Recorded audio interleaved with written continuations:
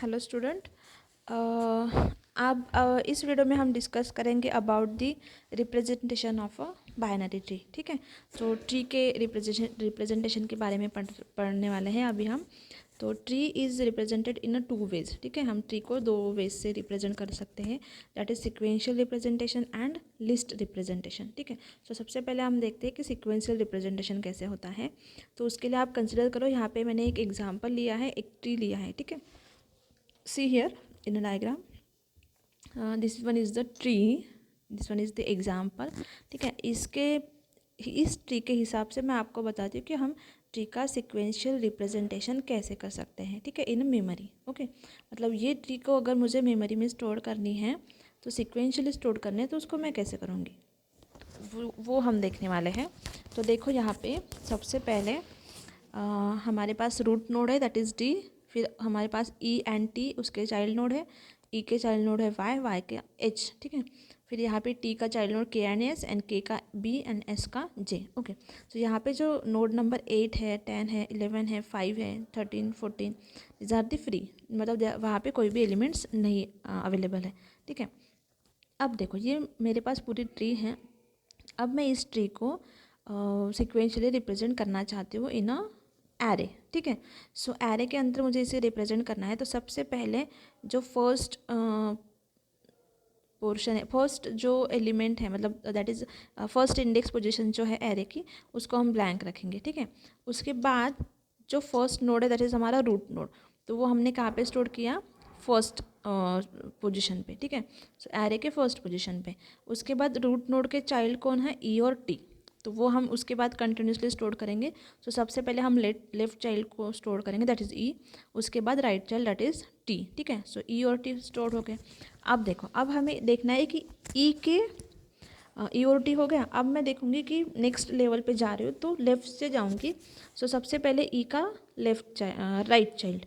ठीक है, so sorry ई का लेफ्ट चाइल्ड, तो ए का लेफ्ट चाइल्ड कौन है, वाई। ओके, फिर फिफ्थ पोजीशन पे जो है ई का राइट चाइल्ड रहेगा, बट अभी तो यहाँ पे कोई भी राइट चाइल्ड अवेलेबल ही नहीं है ई के पास, राइट। तो क्या हो गया, वो प्लेस क्या हो जाएगी, ब्लैंक।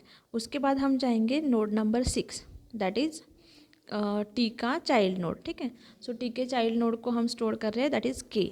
ओके, उसके बाद सेवेंथ नोड जो है टी का right child, that is S. फिर हम जाएंगे नोड नंबर 8 जो कि वाई का चाइल्ड है, but it is blank again, मतलब वहाँ पे कोई भी नोड अवेलेबल नहीं है, तो हम क्या कर रहे हैं, उसको ब्लैंक छोड़ रहे हैं। फिर हम जाएंगे वाई के राइट नोड के ऊपर, दैट इज़ एच, जो कि है पोजीशन नंबर 9। फिर हम स्टार्ट करते हैं फिफ्थ जो एलिमेंट था, वो प्रेजेंट नहीं था, बट उसके लेफ्ट और राइट चाइल्ड भी प्रेजेंट नहीं है, तो वो भी 10 और 11 नंबर जो है इंडेक्स, वो क्या रहेगा, फ्री रहेगा। उसके बाद जाएंगे हम index number 12, that is child of के, ठीक है, एलिमेंट दैट इज़ बी। तो जो कि बी एलिमेंट है वो क्या है, के का लेफ्ट चाइल्ड है, तो उसको हम स्टोर करते हैं 12th पोजीशन पे। उसके बाद देखो 13 एंड 14 पोजीशन जो है वो अगेन फ्री है, तो उसको हम एज इट इज़ रख देंगे। फिर है लास्ट में है J, that is right child of S, sorry right child of parent S. ठीक है, तो एस का वो राइट चाइल्ड है, दैट इज़ जे, सो इसकी पोजीशन क्या है, 15। सो हमने वहाँ उसको कहाँ पे स्टोर कर दिया, 15 पोजीशन पे। ठीक है, सो लाइक वाइज हम क्या कर रहे हैं, ट्री को सिक्वेंशियली अरेंज कर रहे हैं, स्टोर कर रहे हैं, रिप्रेजेंट कर रहे हैं in memory by using the array. ठीक है, सो एरे का यूज़ करके हम सिक्वेंशियली रिप्रेजेंट कर रहे हैं। ओके, सो ये हो गया सिक्वेंशियल रिप्रेजेंटेशन। अब देखो लिस्ट रिप्रेजेंटेशन कैसे होता है, जो अनादर टाइप है ट्री रिप्रेजेंटेशन का। So in this representation we use two types of nodes, one for representing the node and with data called data node। ठीक है, हम दो nodes यूज़ करेंगे, data node and another for representing only reference called reference node। ठीक है, मतलब आपको पता है लिंक लिस्ट में हम क्या क्या करते हैं, एक फील्ड के अंदर डेटा स्टोर करते हैं, दूसरे फील्ड के अंदर हम क्या करते हैं, एड्रेस स्टोर करते हैं। तो यहाँ पे भी हमें अगर ट्री को रिप्रेजेंट करना है बाय यूजिंग लिंक लिस्ट, तो यहाँ पे हमें दो नोड लगेंगे, एक नोड को या फिर एक एलिमेंट को स्टोर करने के लिए, दैट इज़ एक डेटा नोड लगेगा और एक रेफरेंस नोड लगेगा। ठीक है, मतलब एड्रेस वाला node. We start with the data node, हम डेटा नोड से स्टार्ट करते हैं from the root node in the tree. हम रूट नोड के डेटा नोड से स्टार्ट करेंगे, then it is link to an internal node through a reference node. फिर वो रेफरेंस नोड से बाकी दो नोड्स बाकी उसके चाइल्ड नोड को कनेक्ट होगा, ठीक है, which is further link to any other node directly, जो कि फिर से किसी और नोड को कनेक्टेड होंगे। This process repeat for all the nodes in the tree. Okay, so tree with 11 nodes and 10 edges. यहाँ पे देखो जो हमारे पास ट्री अवेलेबल है उसके अंदर हमारे पास 11 नोड्स हैं, ठीक है, ABCDEFGHIJK, और उसके बाद वहाँ पे 10 एजेस हैं, ठीक है। In any tree with n nodes there will be maximum n-1 node. मतलब किसी भी ट्री में अगर n नोड है तो एजेस कितनी होंगे, n-1। अभी हमारे पास 11 नोड्स है तो एजेस कितनी है, 11-1 that is 10। Okay, in a tree every individual element is called a node. हाँ, हम ट्री में जो भी एलिमेंट रहता है उसको हम क्या कहते हैं, नोड कहते हैं, ठीक है। अब देखो, अब हमने ट्री की डायग्राम देख ली, अब देखो हम उसको लिस्ट रिप्रेजेंटेशन करते हैं। तो सबसे पहले देखो यहाँ पे जो नोड ए है, ये जो नोड है ए, इसको हम रिप्रेजेंट करेंगे यहाँ पे देखो ए नोड, राइट। अब ये हो गया डेटा नोड। अब हमें क्या चाहिए, उसका एड्रेस नोड, रेफरेंस नोड। तो ये है उसका रेफरेंस नोड। हमें रेफरेंस नोड क्यों चाहिए, क्योंकि ए के पास बी और सी कनेक्टेड है, राइट।